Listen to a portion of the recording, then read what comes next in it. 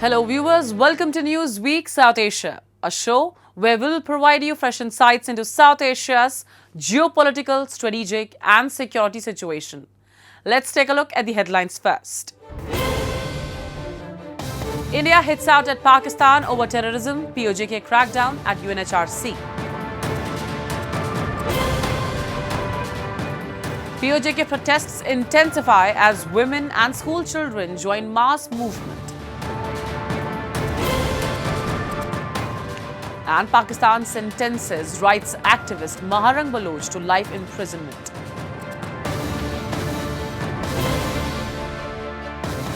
India has mounted a strong diplomatic offensive against Pakistan at the United Nations Human Rights Council, accusing Islamabad of institutionalizing terrorism as an instrument of state policy while exposing its human rights record in Pakistan-occupied Jammu and Kashmir. At the 62nd session of the UNHRC in Geneva, India dismissed Pakistan's allegations on Jammu and Kashmir, instead drawing global attention to cross-border terrorism, the worsening situation in PoJK, and Pakistan's continued use of terrorist proxies. A report. India launched a sharp attack on Pakistan at the United Nations Human Rights Council, accusing it of harboring, financing and sponsoring terrorism for decades. Speaking during the 62nd session of the UNHRC in Geneva, New Delhi rejected Pakistan's allegations on Jammu and Kashmir, accusing Islamabad of spreading misinformation to deflect attention from its own internal crisis, state-sponsored terrorism and deteriorating human rights situation in Pakistan-occupied Jammu and Kashmir. India's first Secretary to the United Nations, Anupama Singh, described Pakistan as a living example of a Frankenstein state, facing the consequences of the very extremist groups it nurtured. Her remarks came against the backdrop of repeated admissions by senior Pakistani leaders, including Defence Minister Khwaja Asif, acknowledging that Pakistan had trained and supported terrorist organizations for decades as part of its security policy. India has consistently maintained that terror groups such as Lashkar-e-Taiba and Jaish-e-Mohammed have operated from Pakistani soil with state patronage, carrying out attacks against India while enjoying safe havens across the border. Mr. Vice President, this is the country where the sitting defense minister boasts of hosting, training and deploying terrorists as state policy, and yet Pakistan calls itself a victim of terrorism. Indeed, a paradox which only Pakistan could sustain. It is a living example of a Frankenstein state which is shocked when its own monster bites back. The Indian diplomat also highlighted the worsening situation in Pakistan-occupied Jammu and Kashmir, saying the region has become a symbol of political repression, economic neglect and denial of basic rights. In recent months, PoJK has witnessed widespread protests led by Jammu Kashmir Joint Awami Action Committee over soaring electricity tariffs, inflation, wheat shortages and rising taxes. Demonstrations in Rawalakot, Muzaffarabad and other towns have repeatedly been met with heavy-handed crackdowns, internet restrictions and mass arrests. Rights groups and local activists have alleged excessive use of force against protesters demanding affordable electricity, employment and constitutional rights. Referring to the unrest, Singh said demands for bread, electricity and dignity were met with bullets and brutality, adding that decades of forced occupation and suppression had pushed the region into turmoil. The ongoing tragedy in Rawalakot, the killing of hundreds of civilians and the brutal crackdown across Pakistan-occupied Jammu and Kashmir are the predictable outcome of a system built on forcible occupation and sustained through repression. Decades of military land grabs, demographic engineering and the denial of basic freedoms have brought matters to a point where even demands for bread, electricity, rights and dignity are met with bullets and brutality. This should surprise no one. An illegal and illegitimate occupation can be sustained only through force. India also questioned Pakistan's continued reliance on the Indus Waters Treaty while simultaneously pursuing cross-border terrorism. India has also argued that 6-decade-old Indus Waters Treaty must reflect present-day realities, including changing technological, demographic and security conditions. Reaffirming India's position, Singh said Jammu and Kashmir is an integral and inalienable part of India and urged Pakistan to end its obsession with India and instead focus on addressing its own governance failures, extremism and deteriorating human rights record. Mr. Vice President, our position on Indus Water Treaty is well known. It defies logic that a state which exports terror as an instrument of policy continues to demand the privileges of cooperation predicated on goodwill and friendship. It is equally undeniable that the treaty is now outdated. No technical arrangement can remain frozen in time while the world around it is transformed. A treaty negotiated in 1960 cannot be treated as a perpetual entitlement, which is insulated from accountability, detached from present-day realities, and untouched by the profound changes of the past 6 decades. India's intervention at the UN Human Rights Council underscored New Delhi's continued effort to expose Pakistan's record on terrorism and human rights before the international community. By shifting the focus to Pakistan's support for terror networks and the unrest in Pakistan-occupied Jammu and Kashmir, India reinforced its long-standing position that Islamabad must end cross-border terrorism and address its own internal crisis instead of attempting to internationalize the issue of Jammu and Kashmir.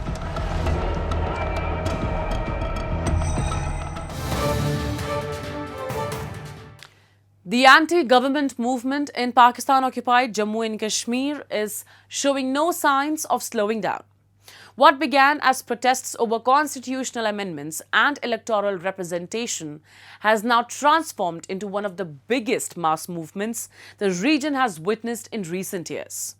With women, students and even children joining the demonstrations, the movement has entered its 3rd week amid allegations of excessive force by Pakistani security agencies, internet shutdowns and growing humanitarian concerns. The Joint Awami Action Committee has warned of an even bigger mobilization if Islamabad fails to address its demands. A report.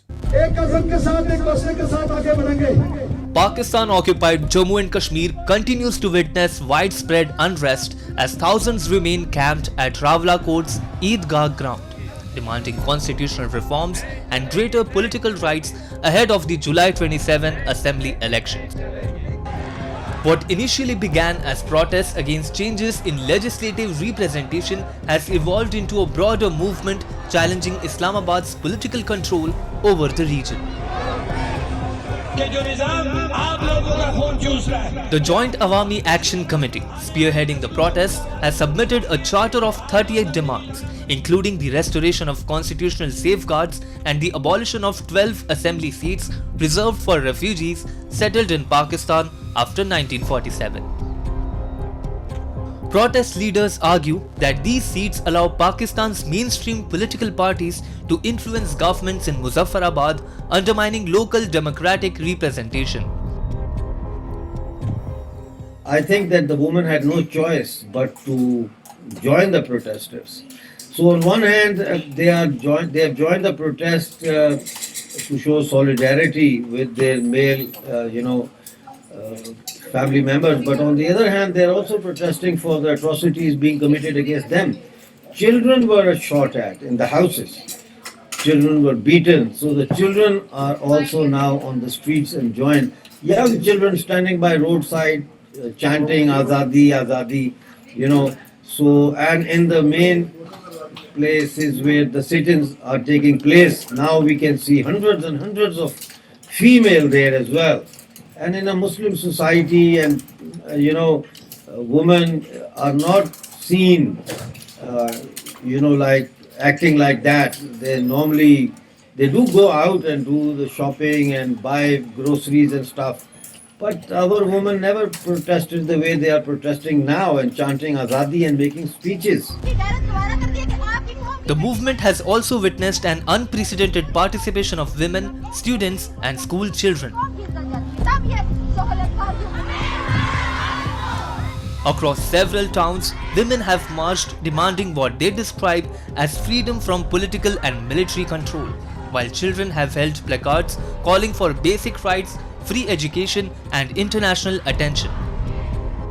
The growing participation of ordinary citizens reflects the widening scope of agitation, which has moved beyond electoral reforms to encompass broader political and governance issues. Reports from the region also indicate restrictions on internet services, making independent verification of developments increasingly difficult.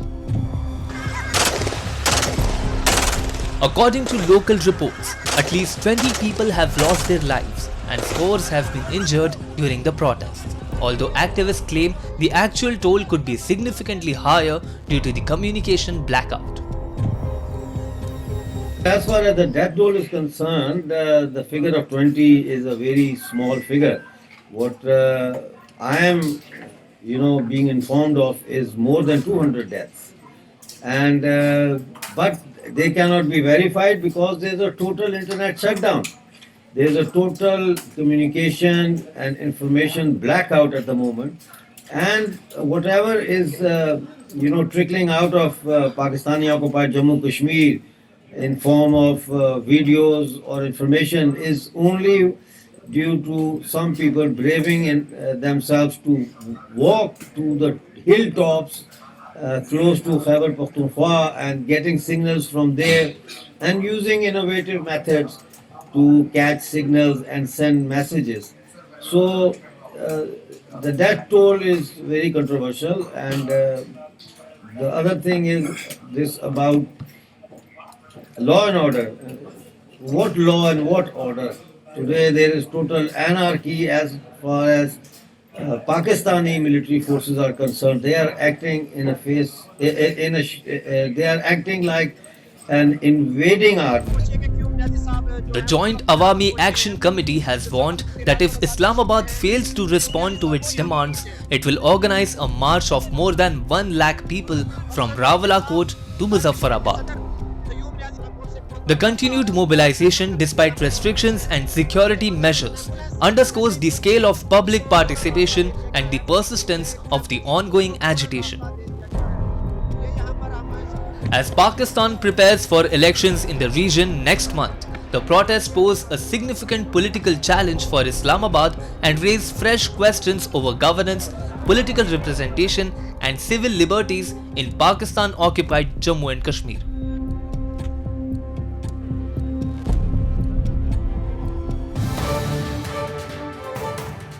Pakistan's Balochistan province is once again under the international spotlight after a Pakistani anti-terrorism court sentenced prominent Baloch rights activist Dr. Maharang Baloch to life imprisonment. While Pakistani authorities maintain the conviction is linked to terrorism and the killing of a paramilitary soldier during a protest, rights groups and her supporters have denounced the verdict as politically motivated, calling it another attempt to silence peaceful dissent. The ruling has sparked widespread protests across Balochistan and renewed global scrutiny of Pakistan's human rights record in the province. Here's a report. आपने आज तक ये सवाल जो है ना आप में से किसी ने भी नहीं देखा कि बलूचिस्तान के साथ में चल रहा है। असद बलोच को। Balochistan has remained at the center of Pakistan's internal conflict for decades, with recurring allegations of enforced disappearances, extrajudicial killings, and restrictions on political dissent. Human rights organizations have repeatedly expressed concern over the shrinking space for peaceful political activism and the use of anti-terrorism laws against activists and critics of the state. Balochistan के वसाइल की लूटमार के लिए Bloch नस्लकुशी की गई है। Against this backdrop, one of the most prominent Baloch rights campaigners, Dr. Maharang Baloch, has been sentenced to life imprisonment by an anti-terrorism court. She and fellow activist Sibghatullah Shahji were convicted on charges of murder and terrorism in connection with the killing of a paramilitary soldier during a protest in Gwadar in 2024. According to prosecutors, the two incited a mob that fatally attacked paramilitary soldier Shabir Ahmed. However, Dr. Maharang Baloch was arrested in March 2025 while participating in what supporters described as a peaceful sit-in protest in Quetta. जिस तरीके से Baloch यकजहती committee के गिरफ्तार क़यादत के cases में अचानक से तेज़ी लाई गई, जेल कोर्ट से लेकर फेसलेस ट्रायल्स तक, और फेसलेस ट्रायल में वीडियो लिंक के ज़रिए बार बार हेयरिंग डेट देना और अदालत की जानिब से जो एक फ्रस्ट्रेशन, एक बेचैनी है, वो वाज़ेह थी। और जिस तरीके से प्रोसिक्यूटर का बार बार इस बात पर जोर देना कि ट्रायल किया जाए और इनको कन्विक्ट किया जाए, तो इस बात पर हमें बखूबी अंदाज़ा था कि ऊपर से आए गए अहकामात अदालत को मिल चुके हैं और अब जल्द अदालत अपनी फॉर्मेलिटी पूरा करने के लिए कार्रवाई करेगी। कल यानी 22 जून को ATA में जिस किस्म की गैर मुनसिफाना सज़ा हुई है, वो हम समझते हैं कि ना सिर्फ फेयर ट्रायल के ऊपर बल्कि इस मुल्क के आइन और कानून का भी जनाजा है। The verdict has intensified political tensions across Balochistan, with activists warning that the sentencing reflects a broader pattern of suppressing peaceful political mobilization in the province. Supporters of Dr. Mehrang Baloch argue that imprisoning prominent leaders will not diminish demands for justice, accountability, and an end to enforced disappearances. Instead, they say the ruling is likely to deepen public resentment and strengthen the resolve of those campaigning for political and human rights. इतने अरसे से आप गुज़िश्ता 75-76 सालों से यही करते आ रहे हैं, लेकिन आपने देखा है कि उसके कॉन्सिक्वेंसेस क्या हुए हैं। आज भी जो अमल आपने दोहराया है, जो जिस किस्म की एक नाइंसाफ़ी आपने बलूच यकजहती कमेटी के रहनुमाओं के साथ किया है, हम समझते हैं कि आप शायद इसको सेलिब्रेट कर रहे हैं कि ये आपके लिए एक बहुत बड़ी फतह है, लेकिन हम समझते हैं कि ये आपकी एक बहुत बड़ी कम अकली और बेवकूफ़ी है कि आप समझ रहे हैं कि महरंग को जेल में डालने से आपने पुरअमन आवाज़ों को कैद किया है और आप पुरअमन जो जद्दोजहद की कॉन्सेप्ट है, आप उसको ख़त्म करके आप इसको सेलिब्रेट कर रहे हैं। तो ये हम समझते हैं कि आपकी कम अकली है, ना कि आपकी समझदारी। The verdict has also drawn strong condemnation from Sindhi and Pashtun rights organizations. In response, the Baloch Yakjehti Committee called a province-wide shutdown across Balochistan, with widespread participation as markets and businesses remain closed in several areas. The sentencing has once again brought international attention to allegations of enforced disappearances, arbitrary arrests, and restrictions on political dissent in Balochistan. The latest developments come amid continuing unrest, with nationalist groups accusing Pakistani authorities of using security laws to suppress political activism, while the government says the measures are necessary to combat militancy and maintain law and order.